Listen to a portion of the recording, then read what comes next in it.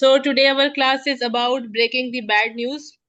So how we are going to break the bad news? Bad news is about maybe we are suspecting some malignancy, or maybe the biopsy report show there is some tumor or cancer, or maybe there is some hemorrhage, or maybe some complication of surgery, or maybe patient suffered the stroke and now he is terminal, or maybe patient is having breast cancer. So there are a lot of cases for breaking bad news. So today we will learn how how we apply how we are going to break this bad news to the patient. So always we have to break the bad news in layer. We should never ever be direct to the patient. It's not like patient is here and I'm just telling, okay, you have cancer. It's not like this. So first of all, if patient, let's suppose patient is here for like biopsy result, she is being diagnosed with maybe lung cancer, breast cancer, or maybe esophageal or any gastric cancer. So what we are supposed to do, first of all, so definitely we know patient is here for the results, or patient is here for the follow-up. So it's important we know the patient.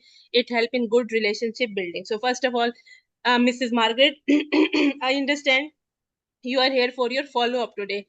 Okay, so before I go ahead, so we have to ask a quick recap why patient had that test at the first place. So can you please tell me why you had the test at the first place?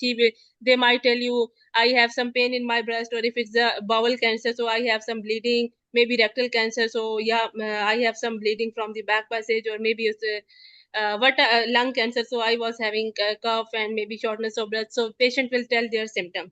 Then we will ask idea of the patient. Do you have any idea what is going on? Or if maybe you can ask the idea, or maybe you can ask, is there anything in particular you are expecting from these results? So what is the patient expectation? So first step is we will ask a quick recap, then we will ask the patient expectation.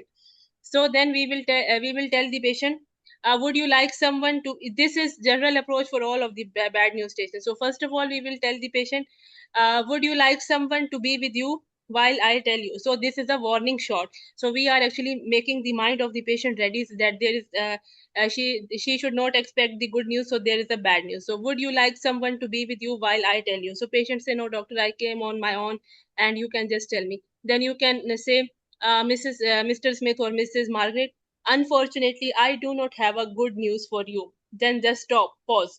So let the patient absorb the news. So first step is we will ask, give me a quick recap. What is the expectation? So I'll ask about support if patient likes someone to be present there, and then tell there is, I am sorry, I do not have a good news for you. Then just stop. These are four steps. Then